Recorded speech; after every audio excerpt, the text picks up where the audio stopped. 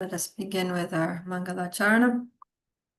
Om Jnanatimirandasya Gyananjana Shalakaya Chakshurum Militan Yena Tasmai Shri Guruve Namaha Shri Chaitanya Manovishtam Stapitam Yena Bhutale Swayam Rupa Kadamayam Dadati Swapadantikam Vandeham Shri Guru Shri Yuta Padakamalam Shri Gurum Vaishnavamscha Shri Rupam Sagrajatam Sahagana Raghunatam Vitam Tam Sajivam Sadvetam Savadutam Parijana Sahitam Krishna Chaitanya Devam Shri Radha Krishna Padan Sahagana Lalita Shri Vishakam Vitamscha Ye Krishna Karuna Sindhu Dinabandhu Jagatpate Gopesha Gopika Kanta Radha Kanta Namostute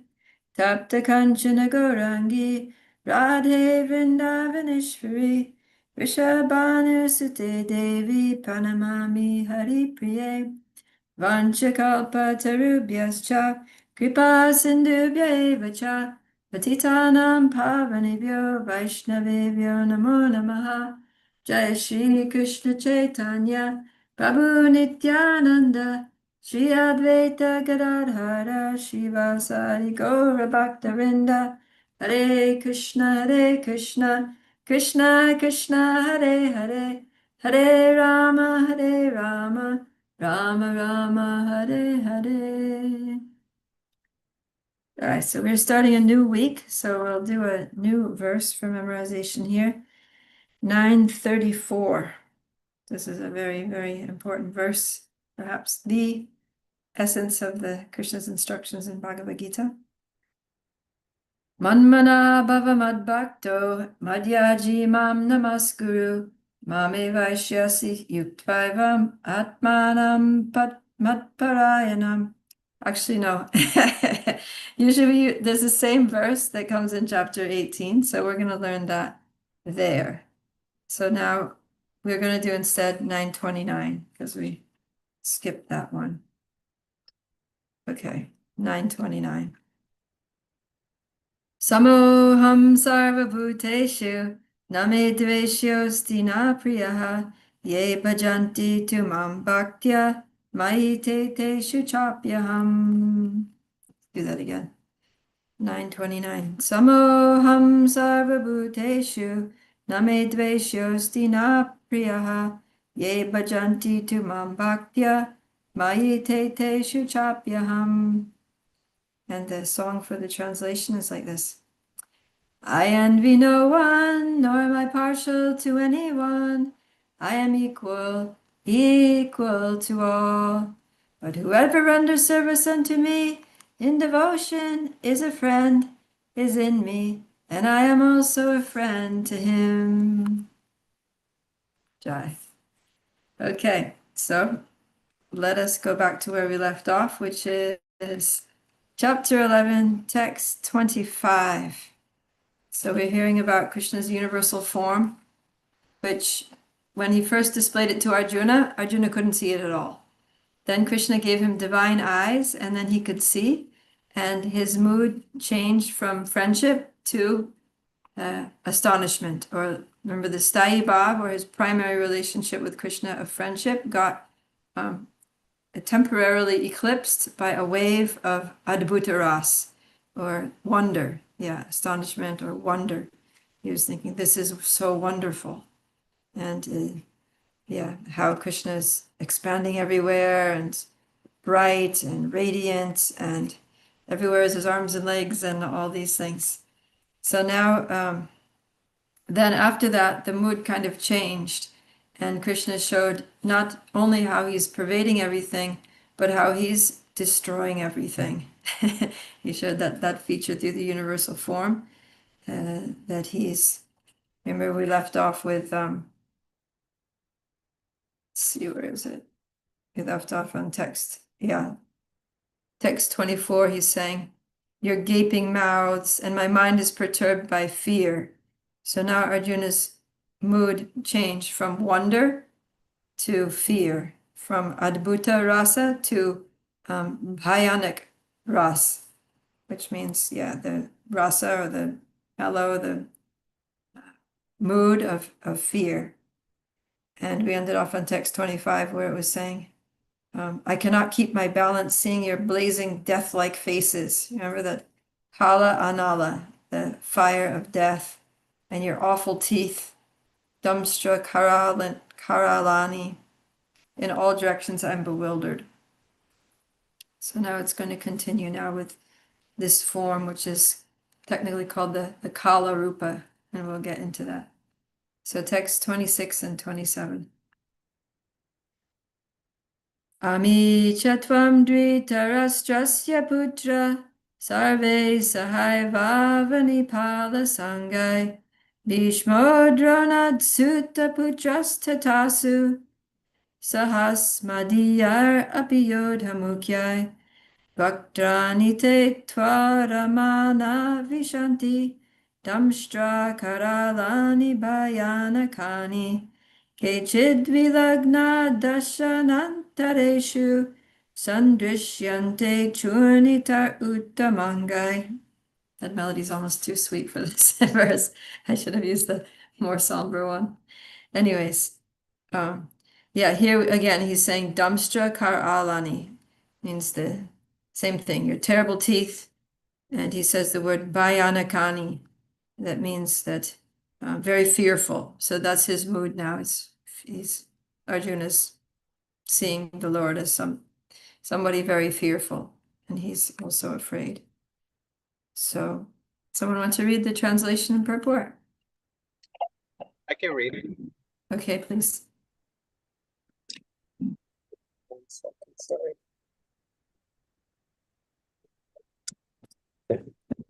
All the sons of Dhritarashtra, along with their allied kings, and Bhishma, Drona, Karna, and our chief soldiers also are rushing into your fearful mouths, and some I see trapped with heads smashed between your teeth. In a previous verse, the Lord promised to show Arjuna things he would be very interested in seeing. Now Arjuna sees that the leaders of the opposite party, Bhishma, Drona, Karna, and all the sons of Dhritarashtra, and their soldiers, and Arjuna's own soldiers are all being annihilated. This is an indication that after the death of nearly all the persons assembled at Kurukshetra, Arjuna will emerge victorious. It is also mentioned here that Bhishma, who is supposed to be unconquerable, will also be smashed. So also Karna, not only will the great warriors of the other party like Bhishma be smashed, but some of the great warriors of Arjuna's side also. Yeah, so Krishna is giving him a vision of the future. He's showing him that I know you're interested in knowing what the outcome of this battle will be, and here it is. All of these sons of Dhritarashtra and their allies are going to be killed. So just imagine, it's one thing to hear that, for someone to tell you that, yeah, that these people are all going to die. It's another thing to like see their heads getting crushed in the teeth, in the jaws of the universal form. So this must have been very, horrifying for Arjuna, because way back in chapter 1, we saw how Arjuna was so compassionate. He was looking out over the opposing armies and seeing his cousins, seeing his grandfather Bhishma, seeing his very dear and honorable teacher Dronacharya, and thinking, oh my God, do I really have to kill these people? It was very disturbing for him, and that's what made him start trembling and just slump down in his chariot, drop his Gandiva bow, and basically start crying on the battlefield because he just couldn't cope with the fact that he had to kill those people that many of whom were so dear to him that he said it would be better for me to offer flowers, to shower them with flowers. And here I am, and I'm supposed to shower them with arrows and kill them. This is unimaginable, inconceivable, his situation. And now he's seeing that, yep, it's going to happen. And Krishna is also showing him here that basically it's already done, because when Krishna has a plan and Krishna wants something to happen, it's going to happen one way or the other. So it's just a question of whether Arjuna is going to be the Lord's instrument or whether Krishna is going to get it done another way. So, but all of these people named here are destined to die, and basically there's nothing that can stop this because it's the will of the Lord. So, and this is also part of how Krishna is going to convince Arjuna to fight, because he's showing him simultaneously, he's showing him that I am the Lord. Like Arjuna already accepted that, right? Back in chapter 10, basically, he said, I Param Dhamma, Param Brahma, that you are the supreme soul, you are the supreme abode, you're the shelter for everyone, you're the purest. He said all that, and that I'm totally convinced that whatever you've told me is true. And I've heard it also from great sages like Devala and Asita and Vyasa, and now you're confirming it yourself. So at this point, Arjuna is already convinced that Krishna is the Supreme Personality of Godhead. And now he's seeing that the Supreme Personality of Godhead wants something to happen. So his logic is that how can I not do it? How can I disobey the order of the Lord? Right? If Krishna was just his friend, then he could take it or leave it. But now that he knows that Krishna is God, it's like, okay, well, God is all good, and this is what he wants done. So, who am I to judge the ethics and whether this is ethical or just? I just need to trust the Lord. So this is, on the one hand, it's disturbing because it's not a pretty sight to see people getting crushed in some jaws of universal form. But on the other hand, it's reassuring because he's showing Arjuna that you're going to win. And then thirdly, it's motivating. It's giving Arjuna the impetus to fight on behalf of the Lord, to fulfill the Lord's mission. Okay, so let's go to text 28. I'll go to a different verse. Yata nadinam, no, it's the same. Anyways, yata nadinam bahavam bhuvega samudram eva vimuka dravanti tatatavami naraloka vira vishanti vaktranya vichvalanti. Is that her last word? Translation: as the many waves of the rivers flow into the ocean, so do all these great warriors enter blazing into your mouths. So yeah, there were millions and millions of soldiers on that Battle of Kurukshetra. And sometimes when you see like a lot of people walking together, it looks like a river of people. One time I was when I did Navadvip Mandal Parikram, we had 7 different Parikram groups. There was like the international party, the Hindi speaking party, the Bengali speaking party, the Russian speaking party, like all these different, the Namahata party. And so all these different Parikram parties, and each party had like 2,000 devotees in it. So then the last day of the Parikram, they're coming from different directions because we all spent our last day at different places. And everybody ends in the same place, the big, huge parking lot opposite the temple in Mayapur. It's a big, huge open space, and they make a big pandal there.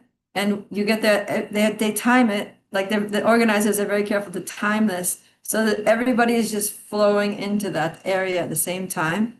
And it literally looks like rivers. It's like rivers of people flowing into the sea. It's really like, it's actually like very moving. I always end up like just crying. See, when I'm there, it's like, oh my God, all these devotees coming together and this huge convergence. They call it the Milan, Mahamilan, which means the great meeting place, meeting up. So yeah, of course, that's a victorious coming together and people flowing to a destination like rivers into the ocean. But this vision that Arjuna is having is not so, at least apparently not so glorious. It is glorious because it's satisfying to Krishna, but from Arjuna's perspective, it's pretty terrible.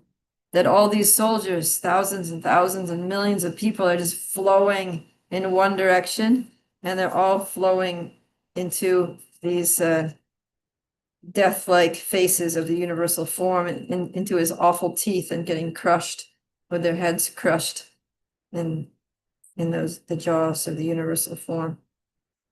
So that's what he's seeing. Text 29.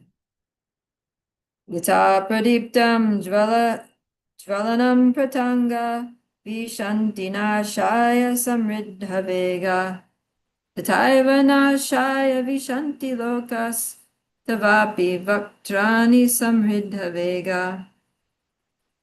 I see all people rushing full speed into your mouths as moths dash to destruction in a blazing fire. So here, yeah, pradip means illumination, like a light, a blazing. And then jvalanam is a fire. And he repeats the word here, vishanti. Vishanti means entering. And why are they entering? Nashaya, for destruction. And how are they entering? Samriddha Vega, full speed ahead. They're going very fast. And yeah, just like a moth. So when a moth sees a fire, the moths are attracted to light. So the universal form we saw is radiant.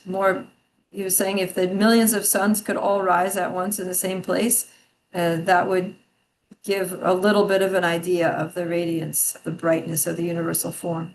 So just like moths are attracted to the brightness of fire, and then they just fly full speed ahead into it and get burnt up in a second. So all of these people are just going full speed ahead into the blazing, bright mouth of the universal form and getting destroyed. So yeah, so there's two different images here. One is rivers flowing into the ocean, and the others is moths flying into a fire. So the acharyas say that these indicate two different types of people who are going to die in the Battle of Kurukshetra. One is Duryodhana and his, all those warriors who hate the Pandavas, who are determined to have this battle take place, and who basically they're the ones who instigated this thing and are willfully desiring to fight. And so that's, yeah, Duryodhana, his brothers, like that. Those are the moths flying into the fire, because the moth is intentionally, by its own power, going into the fire. So yeah, Duryodhana, he's like, I want this battle. I'm not going to take any, peaceful settlement. We are not going to talk about peace. We're going to fight. So he made a conscious decision by it's an exercise of his own free will that he's going to fight and he's going to die, like moths going into the fire. And then rivers flowing into the ocean is more passive, right? The water's not thinking, hey, I really want to go to the ocean. It's just going with gravity, right? It's just helplessly being forced downward due to gravity, and it ends up in the ocean. So the rivers indicate all those people who happen to be on the battlefield because they're obligated, right? Like Bhishma Dev and Drona and so many others that may not have really wanted to fight on the Kaurava's side, but they were obligated because of financial obligations or just loyalty to the family or vows that they took to, protect the Kuru Empire or something like that. And they're just like, all right, well, here we go. It wasn't their choice, but they kind of like had to go along with it. So yeah, these two different groups and two different analogies. Okay, let's go to text 30. Leli hyase grasamana samantal lokan samagran vadanar jvalabhi tejobir apurya jagat samagram pasas tavogra pratapanti Vishnu. I'm just reading these because there's no purport, so it's just quick. O Vishnu, I see you devouring all people from all sides with your flaming mouths, covering all the universe with your effulgence. You are manifest with terrible, scorching rays. So Prabhupada translates it here, devouring all people. So that's there. Grasamana. And then with the first word is lelihiase, which means you are licking. So it's kind of like very graphic here that the universal form has all these heads and mouths and teeth and tongues. And, when we hear like the description of Lord Nrsingadev when he appears, it's described about his tongue. His tongue is like going back and forth in his mouth like a dueling sword. And it's like sharp, like razor sharp. And so we can imagine that the tongue of the universal form in this mood of Kala Rupa is also something similar, something very dangerous and fearful and vicious. And that when it says that he's, with that tongue, he's licking these people that are going through his mouths, it's like, it's just kind of fierce. It's very fierce and devouring. And see, people coming from all directions. Yeah, and at the same time, scorching the universe. So this is really something very powerful and fearful. Text 31. Akyahi meko bhavan ugra rupo namostute deva vara prasida vigyatum ichami bhavantam adyam nahi prajanami tava pravritim. O Lord of Lords, so fierce of forms. So this is where Arjuna, he's seeing this and he's like getting overwhelmed. And he's like, what the heck? So he says, O Lord of Lords, so fierce of form, please tell me who you are. I offer my obeisances unto you. Please be gracious to me. You are the primal Lord. I want to know about you, for I do not know what your mission is. So seeing this form, which is so different, from the beautiful, friendly Krishna that he's used to, he's just like, who are you? This is something totally foreign to me. Like, I don't know this person that I thought I knew and that I'm seeing right now. And it's really scary. And please, like, I see you crushing all these people. Please be merciful to me. Don't crush me too. And I want to know, who are you? Yeah, he's saying Prasida. Please be merciful, be gracious. So now Krishna is going to answer. Yeah, who are you? And Pravritim, what is your mission? What are you trying to achieve here? So now Krishna is going to answer very famously. Shri Bhagavanu Vacha Kalosmi Loka Kshayakrit Pravridho Lokan Samahartumiha Pravritta Rite Pitvam Na Bhavishyanti Sarve Yevastita Pratyani Keshu Yodha. That was the melody that I wanted. Okay, someone please read this verse, text 32.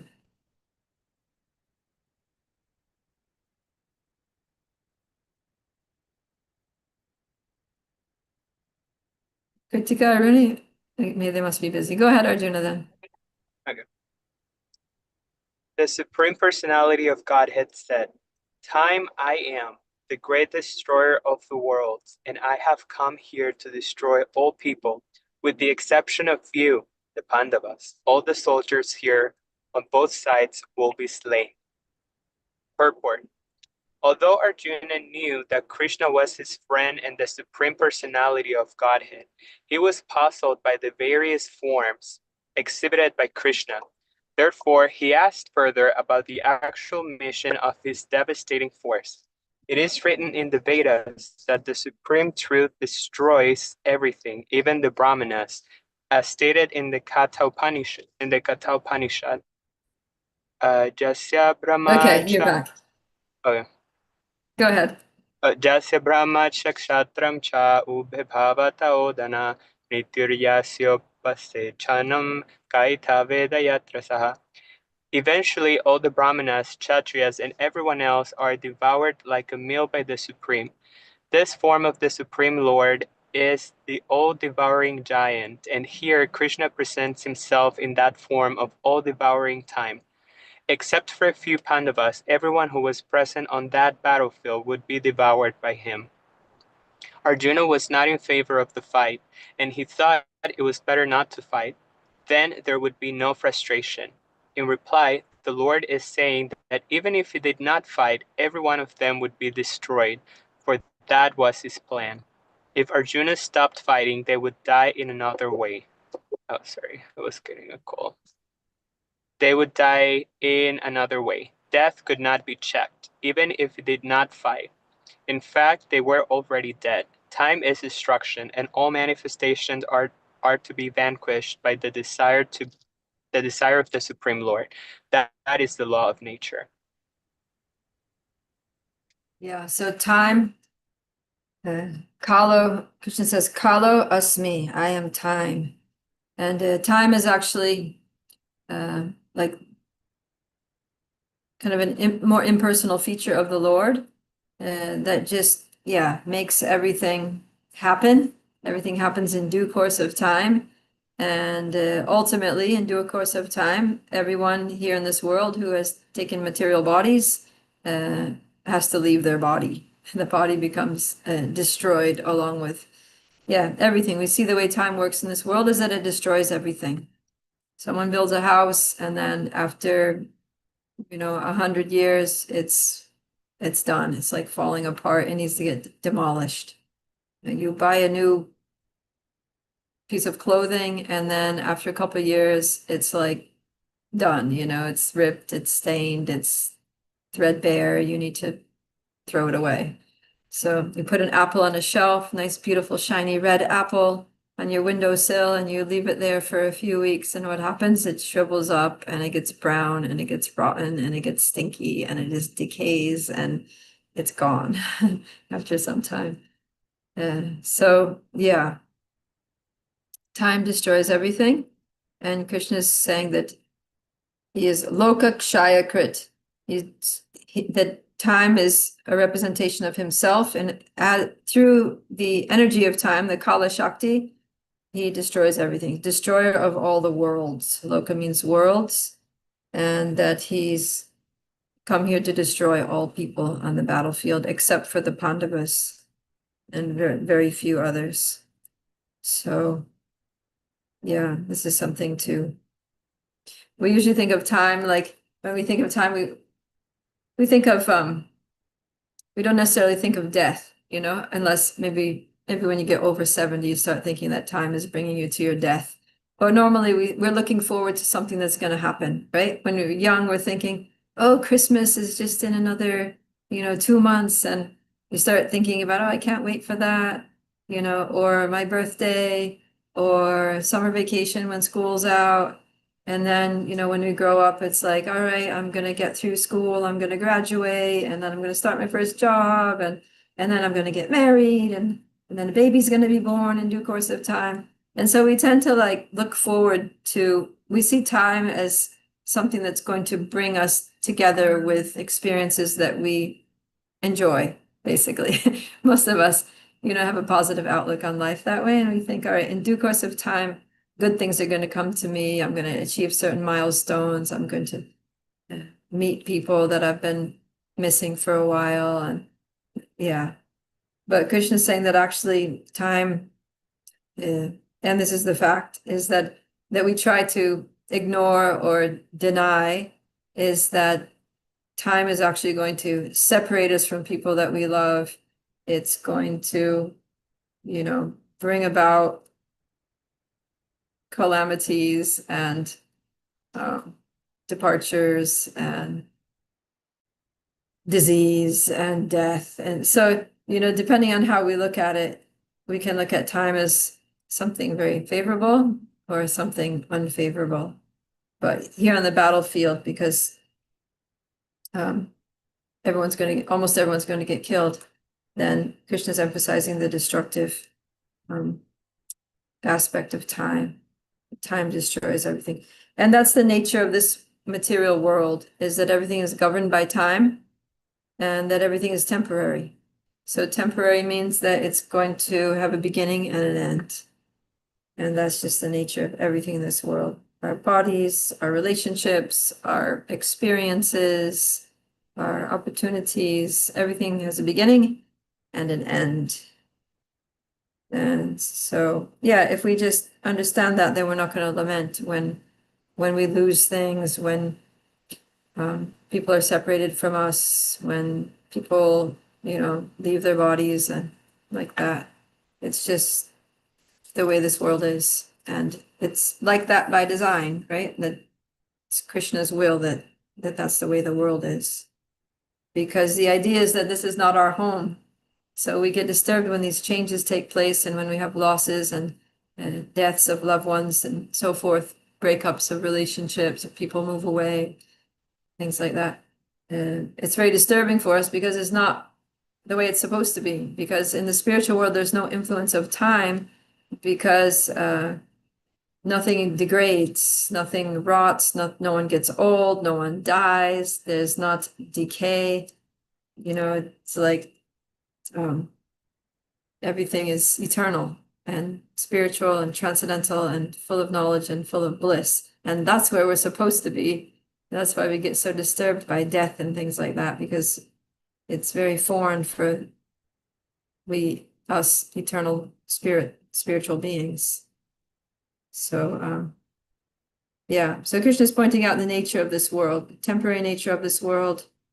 And it's a good impetus, understanding that Prabhupada says, time is destruction, and all manifestations are to be vanquished by the desire of the Supreme Lord. That is the law of nature. So accepting this as a fact, as a reality, indisputable, irreversible fact, then we can just plan accordingly, prepare ourselves. Okay, everything's going to be destroyed. So then what does that mean for me? It means that I shouldn't get too attached to things. I shouldn't get too, at least obsessively attached. I shouldn't become possessive about things that are just gonna, just fall through my fingers like, sand. We try to hold on to things and it's going to be gone, and then it's painful. Become very, very attached to people and relationships, and then they leave us or they die, and then it's very painful. So, but if we know this in the back of our mind that, okay, this is a nice person, I really appreciate and value the time that I have with them, but they're not going to be with me forever. And I have to, prepare myself for that. So, yeah. And then mold our lives in such a way that the relationship which is eternal, those things that do become like eternally credited in our spiritual bank account, we do more of those things. Right? We do more spiritual activities, because whatever we get in the material world is going to be lost. Our bank account, we're not going to take with us. Our house, our car, our gadgets, or whatever, we're going to have to leave it all behind. But whatever we do in devotional service, that's to our eternal credit. And even when we leave this body, if we have to take birth again, we pick up from where we left off with our spiritual credits. So it just makes sense to invest as much energy as possible in doing those things which have eternal benefit, and just minimizing the energy that we put into things that are just temporary and are going to be taken away from us in due course of time. If we're smart, then we'll do that. And invest in relationships too, that are going to not just provide us with some temporary fleeting sense gratification, but which are going to be spiritually beneficial to us, right? Choose friends who are going to support us in our spiritual lives. And, for marriage, choose a partner that's going to inspire us in our devotional service and encourage us and help us to connect more with Krishna. And then everything becomes very beautiful and spiritual and eternally beneficial. So that's the lesson to learn here from the destructive potency of time, is to not just be depressed that, oh no, everything's going to be destroyed, but be like, actually, it's good to know that, it's good to know that these material things are going to be gone, so I don't become too attached. And then I positively attach myself to those things that aren't going to be destroyed, which is anything spiritual. So that's the way to navigate this world. Okay. Yeah. So that's exactly what he's saying. Yes, everybody here is going to die. But it's not something to be depressed about. It's something to impel you into action. And that's what he's saying here in the next verse, text 33. Tasmat tvam utishta yasho labasva jidva shatchun bhunkshva rajyam samridham mayai vaite nihata purvameva nimitta matram bhavasavyasachin. Kritika Aruna, would you like to read? Yes, I can read. Okay, please. Therefore get up, prepare to fight and win glory. Conquer your enemies and enjoy flourishing kingdom. They are already put to death by my arrangement, and you, O Sabyasachi, can be but an instrument in the fight. Purport. Sabyasachin refers to one who can shoot arrows very expertly in the field. Thus, Arjuna is addressed as an expert warrior capable of delivering arrows to kill his enemies. Thus become an instrument. Nimitta matram. This word is also very significant. The whole world is moving accordingly to the plan of Supreme Personality of Godhead. Foolish persons who do not have sufficient knowledge think that nature is moving without a plan and all manifestations are but accidental formations. There are many so-called scientists who suggest that perhaps it was like this, or maybe like that, but there is no questions of perhaps and maybe. There is a specific plan being carried out in this material world. What is this plan? This cosmic manifestation is a chance for the conditioned souls to go back to Godhead, back to home. As long as they have the domineering mentality, which makes them try to lord it over material nature, they are conditioned. But anyone who can understand the plan of the Supreme Lord and cultivate Krishna consciousness is most intelligent. The creation and destruction of the cosmic manifestation are under the superior guidance of God. Thus, the battle of Kurukshetra was fought according to the plan of God. Arjuna was refusing to fight, but he was told that he should fight in accordance with the desire of the Supreme Lord. Then he would be happy. If one is in full Krishna consciousness and his life is devoted to the Lord's transcendental service, he is perfect. Yeah, thank you. So yeah, this is a very important verse, and specifically this last line, Nimitta matram bhavasavyasachin. So Nimitya matram means my instrument, and bhava means become. And Savyasachin is Arjuna, who's very expert in shooting arrows.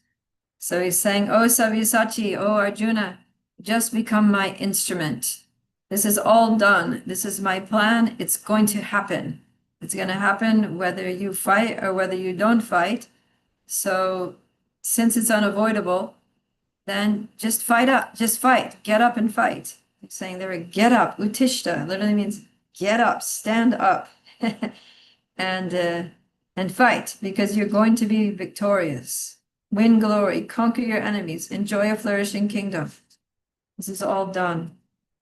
So he's assuring him that, yeah, time I am, and I've come here to destroy everybody. Therefore, just get up and do it. They're already put to death by my arrangement, and you can be just but an instrument. So this is basically the perfection of life, is to find out what it is that Krishna wants us to do, how we're meant to serve Krishna as his instrument in some aspect of his mission. So here's Krishna's making it very clear to Arjuna that my mission is to annihilate the demons, relieve the burden of the earth by killing all these demons and protecting pious people and reestablishing principles of religion. And Arjuna, I want you to do this to help me. I want you to fulfill this aspect of my mission, which is to kill all these people, or as many people, many of them as you can, on the battlefield of Kurukshetra, because I've assembled all these demoniac soldiers here. And in one battle, we're going to wipe out a lot of them, millions of demons, to relieve the burden of the earth and create a better world for everyone. So, Arjuna, he had clear instructions what to do, and then he got a little mental, right? He got on the mental platform. Oh, but what about this and what about that? He had a lot of mundane considerations or concerns that were blocking him from being able to just be like, okay, Krishna, this is what you want me to do, I'm going to do it. And so Krishna had to speak the Bhagavad Gita and convince him to surrender to his plan and show him that you're not going to lose anything, you're not going to lose the battle, you're going to be victorious.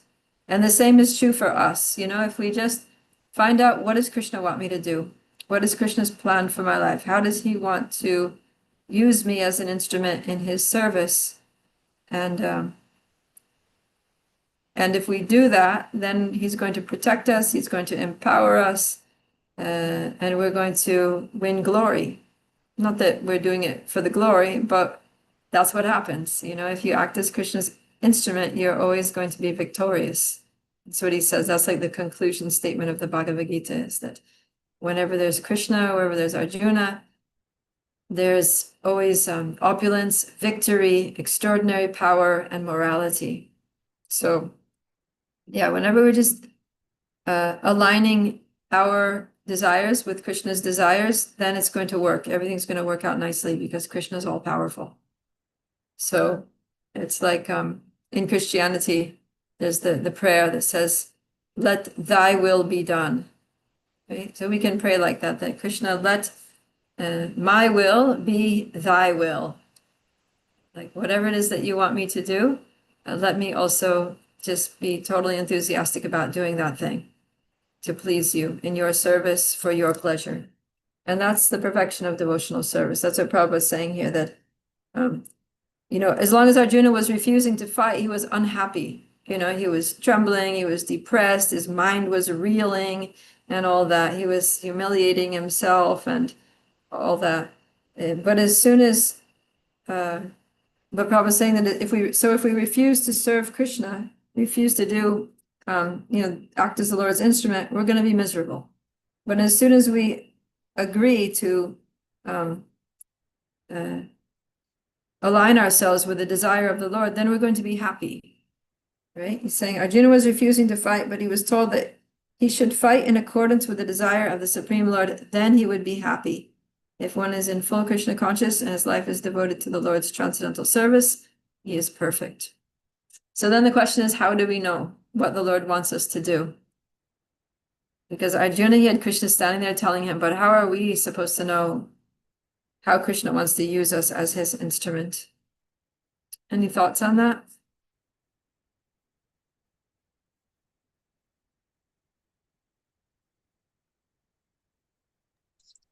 We get a personal Prabhupada Priya.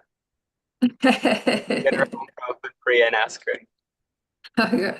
Well, I was thinking, of course, the principle of Guru, right? Well, I don't know. That's one of the things I can think back, having mentorship or, you know, getting that relationship. And then also I was thinking about Mother Urmila's, you know, workshop in career Dharma.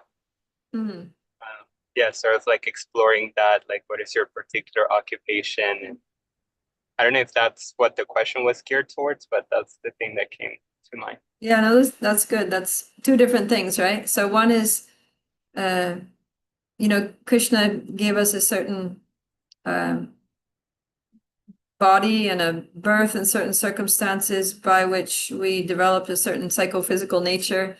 And he created the system of varnashram so that everybody could be engaged according to their psychophysical nature.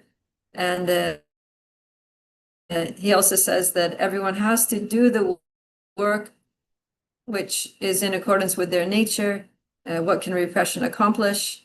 And then he says that if you do someone else's work that's dangerous for you, even if you can do it perfectly, don't do it. Just do your work according to your varna, according to your ashram, and then you'll become purified and make spiritual advancement and be eligible for liberation and all that. So that's one thing. That's one way to know what to do, is by knowing ourselves, right? Knowing what is our nature. Of course, the ashram is easy to, well, not always easy, but easier to figure out whether you're a brahmachari, a grihasta, vanaprastha, or a sannyasi. So according to ashram, there are certain, you know, duties and expectations. And then varna, whether you're a Brahmin, Kshatriya, Vaishya, Shudra. So yeah, whether you're an intellectual or a priestly kind of person, or whether you're an administrative, government, military kind of person, or whether you are a business person or a farmer, or whether you are a craftsperson or an artist or a performer, or yeah, according to these divisions, different categories of occupations. There are different occupations that suit people of different natures. So that's why, people are unhappy if they just get a job because it makes money, because there's a fat salary available. Then they study hard and they pass their exams. They get into that line of work thinking, yeah, this is how I'm going to make money and be happy. But even though they're making a lot of money, they're not happy because they hate their job, because it just totally goes against their nature. And, because they spend a lot of, the main part of their day at work, then every day is just a day of drudgery, like a daily grind. And they're not happy and they're not progressing. They're not growing as a person. So we have to know what our nature is and work accordingly. And of course, do that as an offering to the Lord, right? Like Krishna said way back in chapter 9, text 3, that work done as a sacrifice for Vishnu has to be performed. Otherwise, it entangles us in karma and, suffering, basically. Entangles us in repeated birth and death. So if you know thyself, right? Know who we are, know what our nature is, get an appropriate career, go on an appropriate career path, and then just do that very dutifully, very responsibly, to the best of our ability, for the pleasure of the Lord in Krishna consciousness. So that's one way of knowing what we should be doing, what Krishna wants us to do. He wants us to work according to our nature. He says that in Bhagavad Gita. And then another thing is that he wants us to inquire about the absolute truth, right? He says, just try to learn the truth. And how? By approaching a spiritual master. So everyone in the human form of life has this great opportunity to know the truth, to seek the truth. And we're actually driven. If you see children from a very young age, they're asking questions like, why is this like this? What is this? How does that work? But mainly they're asking like a lot of why questions. So why do children ask so many why questions? Because they're human beings and they're wired to try to understand the world, to try to figure out reality. And as we get older, we're supposed to ask more sophisticated questions, not just like, why is the sky blue? And why are there stars in the sky or something? But like, why are we suffering? Why are we here in this world? Why, do people have to die? What is going on here? And then we start, as soon as we start inquiring, then Krishna makes arrangements for our questions to get proper answers, as long as we're sincere. So Krishna wants us to seek the truth. That's another part of our nature. That's human nature. Unless somebody's just like a dull animal that's only interested in, eating, sleeping, mating, and defending. But human form of life means to inquire. Atato Brahma Jigyasa, that now that you've attained the human form of life, therefore, since now you have the capability, Brahma Jigyasa, inquire about what is spirit, who is God. And then, so then how to find out that truth? He says, Tadvidi pranipatena pariprashnena sevaya upadekshanti te jnanam jnaninas tattvadarshinaham. That's Bhagavad Gita chapter 4, text 34. Just try to learn this truth by approaching a spiritual master. And then inquire from the spiritual master, be submissive, hear the spiritual master's answers with an open heart, and render service to that person too. Like reciprocate, right? We're getting answers, we're getting explanations, so give back in the form of service. And then that pleases the spiritual master and makes the spiritual master more inclined to help us and educate us. So, yeah. So that's the other way, is we can know what the Lord wants us to do by approaching a spiritual master who is considered spiritual master if they're genuine, if they're attached to, if they've received knowledge and realization through a bona fide Guru Parampara, disciplic succession that connects in one of the four main sampradayas to Krishna, then that knowledge that they pass on to us is going to be genuine because it's coming from Krishna himself. And so we get Krishna, that's the way, Krishna saying, this is the way that knowledge is received. It is not from him directly, unless you're Arjuna, or someone who, was living a contemporary with Krishna during his appearance in this world. And generally, Krishna doesn't speak to us directly, but he speaks through his representative, the spiritual master. And so we can go to our gurus and mentors and say, what is it that Krishna wants me to do? What should I be doing right now to please Krishna? And hopefully Krishna will speak through them, and we can get clear instructions for our lives. Of course, there are general things that everyone should, all devotees do, like chant 16 rounds, follow the 4 regulative principles, worship the Acharya, worship the deity, hear Srimad Bhagavatam, study scriptures, associate with devotees. So there are general instructions that we have in the scriptures that all gurus will, give those instructions. But then we may also need specific guidance for me personally, what should I do with my life? How should I use my time and energy and skills and resources in Krishna's service? And the spiritual master can help with that. Kritika, you had your hand up?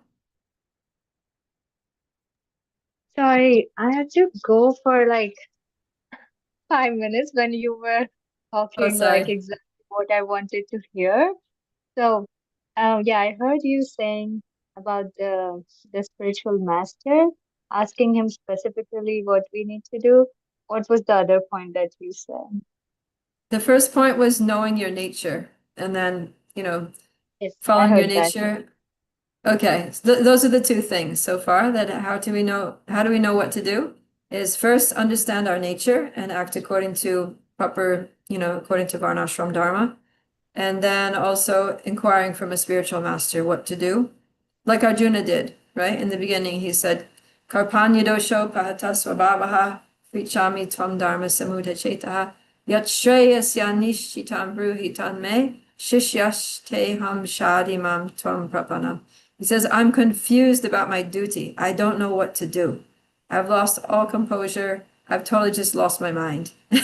I'm just like so out of it right now. I have no idea what to do in this situation.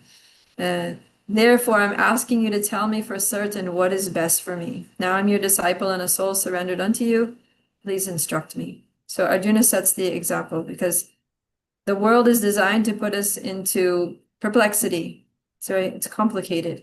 And then there'll be many situations where like, oh my God, I do not know what to do right now with my life or how to handle this situation, what to say to this person, what to do, how to solve this problem.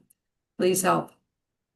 So we can approach, our gurus and ask for advice and ask them, please tell me what is best for me. What do you advise? And that's what Krishna is doing. And that's the whole Bhagavad Gita here. So he's telling him, get up, fight, win glory. You're going to conquer your enemies. Just see, if this is my plan, they're already put to death by my arrangement. All you need to do is just be my instrument. And because an instrument is in the hand of the person, right? Like a carpenter has his tools. So he has, the hammer, the screwdriver, the drill, and all those things. So as long as that hammer is in the hand of somebody, experienced carpenter who knows how to use it, then he can pound the nail in nicely.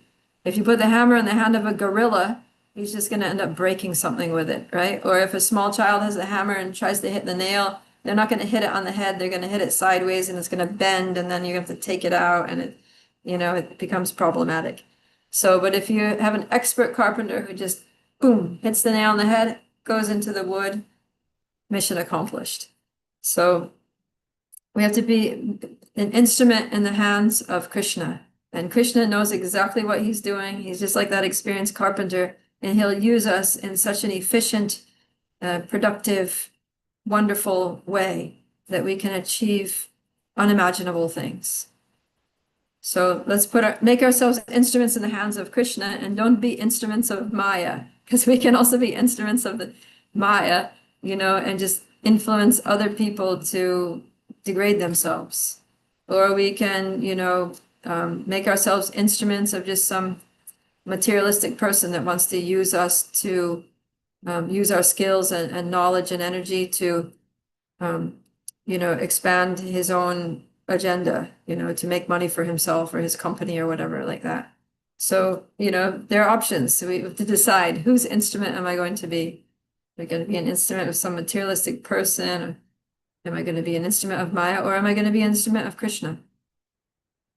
So of course, Krishna is the best choice because he's omniscient, he's all powerful, and he's all good. So when Krishna uses us in his mission, then we're going to be empowered with all the power at our disposal. We're going to be perfectly engaged because Krishna knows everything. He knows past, present, future. He's expert judge of time, place, and circumstances. So everything's going to be perfect like that.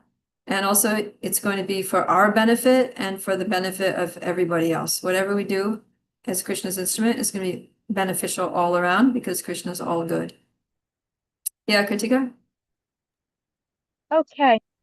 So in that case, for the first point that you shared, in that case, we need to get our analysis first, like what is your basic nature? So you get it done by somebody else, like the spiritual master does that analysis for you.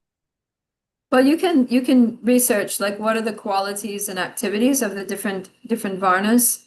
And there's a nice book that Arjuna was referring to that was just printed by published by Urmila Devi Dasi. It's called Career Dharma, and it lays out all the different varnas very clearly. So if you read that book, you can really identify where you fit in. Oh, I never knew about that. Thank you so much. Yeah, I have that book. You can Oh, borrow it if perfect. you want. I'll let you Yay, borrow thank it. you. Thank you so much. Yay. Yeah, that's really helpful. It's a big book though. It's a lot of details. Okay. Okay. All right. So we can also pray. We can pray to Krishna very sincerely. Krishna, please make me your instrument. Please reveal to me what is your will for me in this life.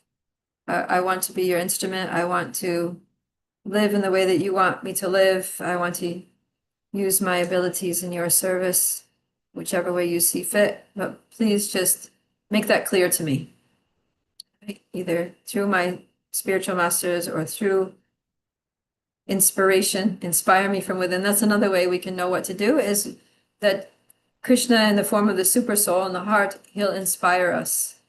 That we'll have the calling, right? Like one time that Krishna's Brihat came and he did a little he did a workshop called what is your calling, or how to find your calling in life. So some people have this clear calling. They're like, I was called to be a monk, or I was called to be a doctor, or they feel like somebody's literally summoning them, that this is what you need to do. This is your life's mission in this lifetime. This is the work that you are cut out for. You are made for this. You have to do this. Even if it means giving up things, you're just called to do it. So yeah, if we pray to the Lord, then he can call us. Ask him, please give me my calling. I want to know, what is my calling? What are you calling me to do? Make it very clear.